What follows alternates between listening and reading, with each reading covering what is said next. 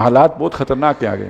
معیشت کا تو جنازہ نکل چکا ہے, لیکن سیاسی افراتفری بھی اب آگے کدھر جانا ہے معاملات کا کوئی اندازہ نہیں ہے, کیونکہ یہ بہت بڑی غلطی 4-4.5 سال پہلے ہوئی ہے کہ جو سمجھا گیا کہ بھائی ٹھیک ہے یہ سیدھے سے کرکٹر ہیں اور ہماری کام کرتے رہیں گے, جو ہم کہیں گے وہ کریں گے اور چوروں سے نجات مل جائے گی.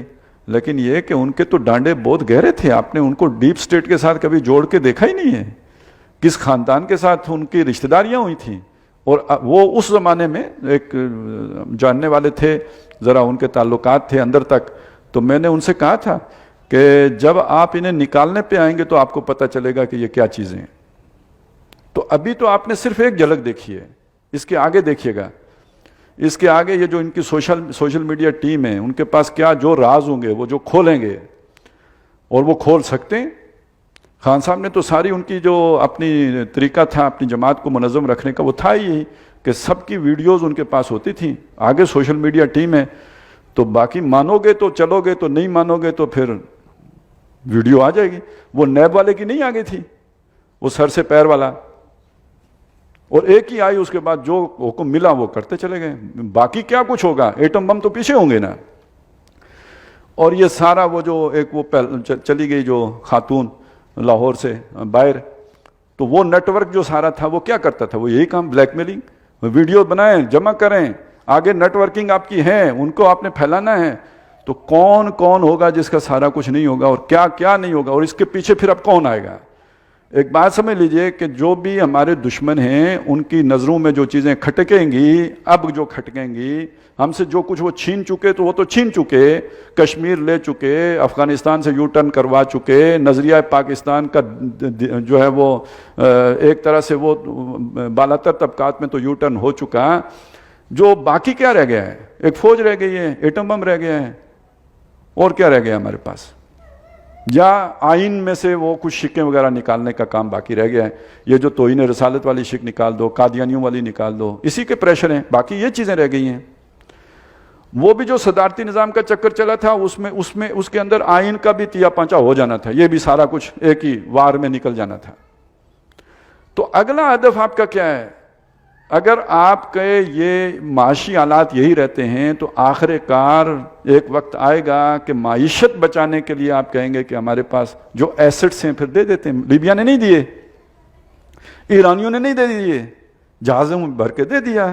تو یہ ہو سکتا ہے, یہ جو جس ریئلسٹک اپروچ کے ساتھ ہم چل رہے ہیں, زمینی حقائق کو دیکھ کر جو ہم چل رہے ہیں, تو زمینی حقائق تو آخر کار ہمیں یہاں پہ لے کے جائیں گے. اور اگلی بات, اور کیا پاکستان کو جوڑ کے کس شے نے رکھا ہوا ہے؟ نظریہ تو کوئی ہے نہیں, فوج کی طاقت ہے, فوج نے جوڑ کے رکھا ہوا ہے. تو کیا فوج ہدف نہیں ہوگا؟ اور ہے. اور میں آپ کو سچی بات بتاؤں, یعنی اپنا اندازہ یہ تھا کہ یہ خان صاحب سے جو بھی ہو رہا ہے نا, اس کا ایک ریئیکشن وہ ہر جماعت میں پیدا ہوگا. وہ نون لیگ میں بھی پیدا ہوگا, پیپلز پارٹی میں بھی پیدا ہوگا, مولانا فضل الرحمان میں بھی پیدا ہوگا, اور اس کے نتیجے میں یہ جماعتیں اٹھیں گی اور پھر ویسٹ اپنا لوچ تلے گا. یعنی یہ اینٹی اسٹیبلشمنٹ بن کے اٹھیں گی اور ویسٹ اپنا لوچ تلے گا. ابھی ایک مطلب یہ اچھی خوشکن بات ہو گئی, یہ ساری متحد ہو کے ایک پیج پہ آ گئی ہیں, اور وہ جو پہلے ایسڈ تھے اب انہوں نے بیک فائر کرنا شروع کر دیا ہے. اور یہ ساری تفصیل میں نے آپ کے سامنے اس لیے رکھی ہے, یہ سارے ہمارے ادارے ہیں, ان سے غلطیاں ہوتی ہیں, ہم ان پہ تنقید کرتے ہیں اور شدید والی کرتے ہیں, لیکن یہ کہ یہ تنقید خیر خواہانہ ناصحانہ تنقید ہوتی ہے, یہ دشمنوں والی تنقید نہیں. ہم ان کے دشمن نہیں ہیں, اور اگر کوئی ان کا دشمن بن کے آئے, ان کو ختم کرنے کے آئے, تو ہم اس کے اداکار نہ بنیں. یعنی یہ جو بھی اگر کوئی مخالفت ہو یا کوئی تنقید ہو تو وہ اندھی بیری نہیں ہونی چاہیے کہ اس کا فائدہ دشمن اٹھائیں, کیونکہ یہ اگر ادارے ختم ہو گئے ہمارا وجود باقی نہیں رہے گا. لیکن یہ غلطی کریں, انہیں نہیں ٹوکیں گے تو بھی یہ کل نقصان اٹھائیں گے تو بھی ہمارا نقصان ہے. غلطی پہ ٹوکنا چاہیے, بالکل کہنا چاہیے. تو باقی یہ ہے کہ اس وقت ملک کے لیے دواؤں کی بھی ضرورت ہے, اور آگے جن چیزوں پر خاص طور پہ احتیاط کی ضرورت ہے, یہ افواہ سازی, فیک نیوز, پراپیگنڈا اور لوگوں کی ویڈیو شیڈیو.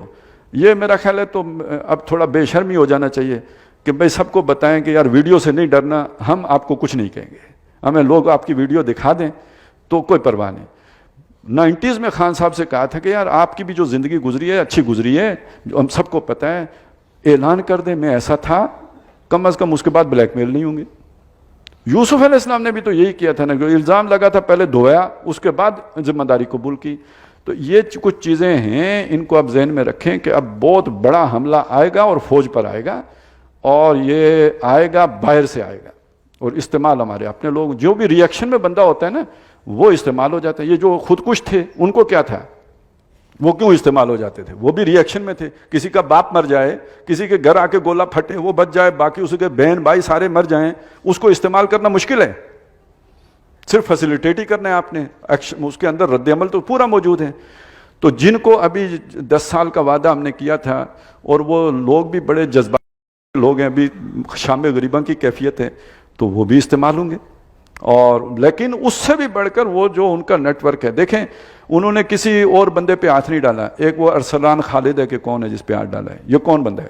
یہ جو میڈیا ٹیم ساری لے کے چل رہا تھا، اور وہ اس کے پاس کیا کچھ ہے، وہ اب یہ تو شاید گرفتار ہو گیا ہے۔ تو اس میں دعا کرنے کی ضرورت ہے، اور تھوڑا ہوشیار رہنے کی بھی ضرورت ہے۔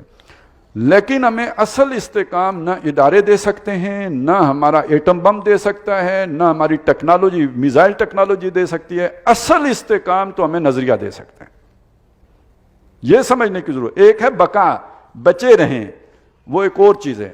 ایک ہے دنیا میں ایک معزز قوم کی طرح، ایک مستحکم قوم کی طرح، ایک کنسالیڈیٹڈ اسٹیٹ کی طرح ہم ایکٹ کر سکیں، وہ بغیر اسلام کے نہیں ہو سکتا۔ یہ ہے پکار، اور یہ پکار ہم سب کے لیے ہے کہ ہم جہاں پہ اس جو میں نے پہلی باتیں کی اس پر محتاط رہیں، لیکن اپنی زندگی جس مشن کے لیے لگائیں وہ اسلام کے غلبے کا مشن ہونی چاہیے۔ استجیبوا للہ وللرسول اذا دعاکم لما یحییکم، وگرنہ جو طوفان ہندوستان سے اٹھ رہا ہے، یہ جو ہندوتوا کا، یہ صرف ہندوستان تک محدود نہیں رہے گا، یہ اس پورے خطے کو اپنی لپیٹ میں لے گا، پاکستان بھی اس کی لپیٹ میں آئے گا۔ اور ہم کمزور ہو چکے ہیں، ہماری اب وہ طاقت نہیں رہی ہے، ہماری جنگی طاقت اپنی جگہ پہ، معیشت اگر مضبوط نہیں ہوگی تو کتنا عرصہ آپ لڑیں گے؟ تو ان چیزوں کو ذہن میں رکھیں، اور یہ سب لوگوں کو بتائیں کہ بھئی اسلام ہی ہماری نجات کا ذریعہ ہے، اس کے بغیر ہم نہیں بچ سکتے۔